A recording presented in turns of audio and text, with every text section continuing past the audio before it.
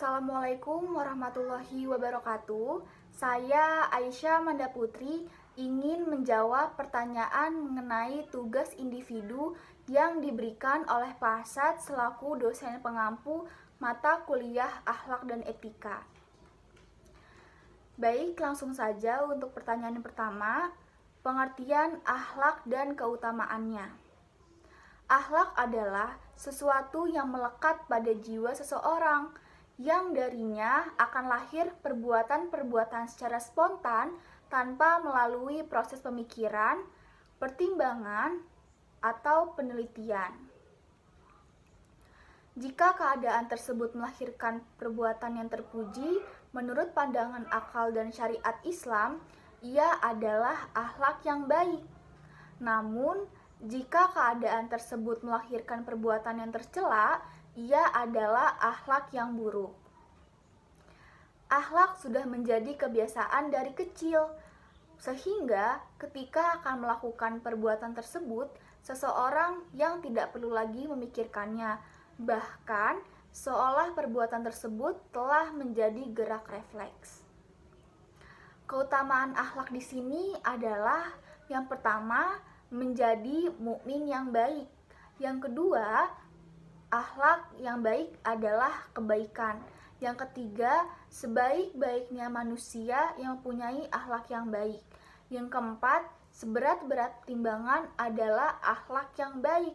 Yang kelima, derajat orang yang berakhlak. Yang keenam, mukmin yang paling sempurna adalah yang paling baik akhlaknya.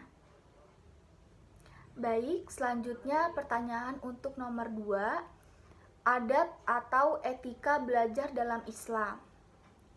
Salah satu adab yang diajarkan dalam Islam adalah adab menuntut ilmu. Nah, adab dalam menuntut ilmu sangat diperlukan. Bahkan Imam Malik pernah berkata pada orang Quraisy, pelajarilah adab sebelum mempelajari suatu ilmu. Maka dari itu sangat penting untuk mempelajari adab terlebih dahulu sebelum menuntut ilmu. Berikut ini adalah adab dalam menuntut ilmu yang perlu diketahui. Yang pertama, niat karena Allah. Nah, di sini bukan cuma belajar saja kita niat ke Allah, tetapi dalam melakukan sesuatu hendaknya kita niat kepada Allah, niat karena Allah. Yang kedua, selalu berdoa. Kita selalu berdoa agar diberi kemudahan dan diberi kelancaran dalam menyerap ilmu yang kita pelajari. Yang ketiga, selalu bersungguh-sungguh. Kita harus selalu bersungguh-sungguh dalam belajar untuk mendapatkan ilmu yang bermanfaat. Diibaratkan tidak pernah kenyang dengan ilmu yang didapatkan. Yang keempat, menjauhi maksiat. Nah, untuk bisa mendapatkan ilmu yang bermanfaat dan berkah, maka jauhkanlah diri dari berbagai macam maksiat. Nah, maksiat akan membuat otak menjadi sulit untuk berkonsentrasi, sehingga ilmu yang didapatkan sangat sulit untuk dimengerti. Yang kelima, selalu rendah hati. Kita harus menjadi individu yang rendah hati. Nah, semakin kita berusaha mempunyai ilmu yang baik, semakin kita lebih rendah hati. Karena banyak sekali orang yang berilmu namun menjadi sombong. Nah, merasa dirinya lebih baik dibandingkan orang lain. Yang keenam, memperhatikan penjelasan. Nah, dalam belajar hendaknya kita berkonsentrasi ketika guru atau ustadz menjelaskan. Yang ketujuh, diam menyimak. Nah, salah satu adab dalam menuntut ilmu yang banyak ditinggalkan adalah diam ketika guru atau ustadz menjelaskan. Nah, jangan berbicara atau bahkan mengobrol hal yang sama sekali tidak penting, bahkan tidak berhubungan dengan pelajaran yang disampaikan. Yang delapan, menghafal. Setelah berhasil memahami ilmu yang didapatkan atau yang disampaikan, maka hendaknya hafalah ilmu tersebut agar lebih mudah diingat. Yang kesembilan, mengamalkan.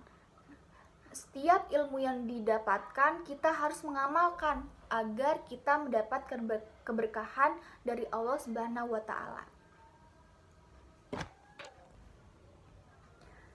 Selanjutnya, pertanyaan untuk nomor 3, etika beragama, berbangsa, dan bernegara dalam Islam. Ada 3 etika seorang muslim dalam kehidupan berbangsa dan bernegara, yaitu menegakkan keadilan dan kebenaran, menegakkan nilai-nilai kemanusiaan, dan mewujudkan kemaslahatan umat. Nah, yang pertama, menegakkan keadilan dan kebenaran.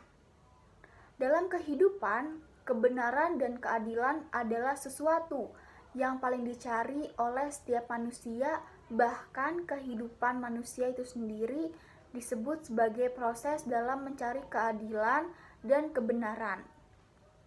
Islam adalah agama yang akan selalu berpihak pada keadilan dan kebenaran. Bahkan menegakkan keadilan dan kebenaran adalah kewajiban bagi setiap muslim kapan saja dan di mana saja. Yang kedua, menegakkan nilai-nilai kemanusiaan.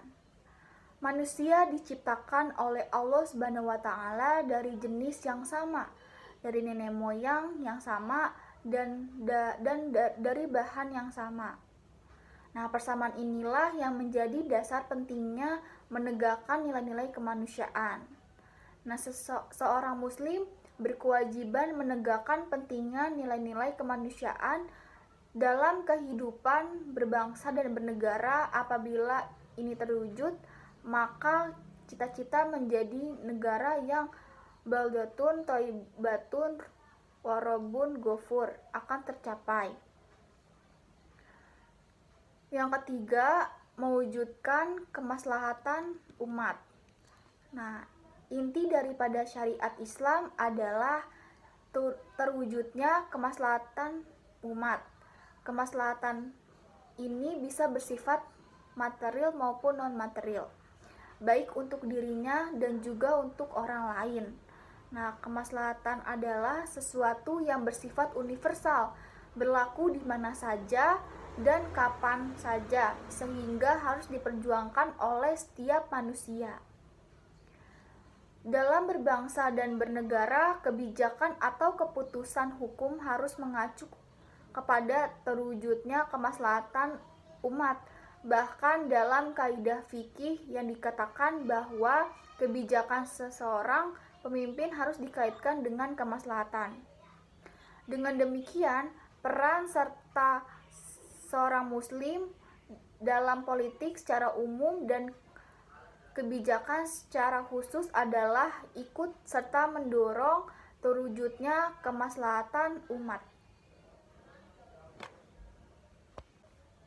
Selanjutnya, untuk pertanyaan nomor 4, pengertian musyawarah dan etika berdemokrasi dalam Islam.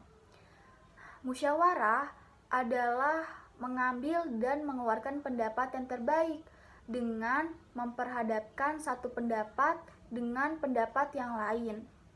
Nah, bermusyawarah adalah anjuran Al-Quran dalam segala waktu dan berbagai persoalan yang belum ditemukan masalahnya berdasarkan petunjuk Allah di dalamnya. Nah, musyawarah Islam adalah suatu bentuk keadilan untuk semua umat manusia. Dalam Islam, musyawarah adalah sebuah landasan hidup yang harus dipegang teguh baik para pemimpin maupun rakyat biasa. Nah, musyawarah menunjukkan bahwa umat Islam didorong untuk berpartisipasi aktif dalam proses pengambilan keputusan yang melibatkan masyarakat dan negara. Nah, etika berdemokrasi dalam Islam mencakup nilai-nilai dan prinsip-prinsip yang sejalan dengan prinsip-prinsip Islam dalam konteks demokrasi. Nah, beberapa aspek etika berdemokrasi dalam Islam antara lain keadilan, kesetaraan, konsensus, kebijakan yang berdasarkan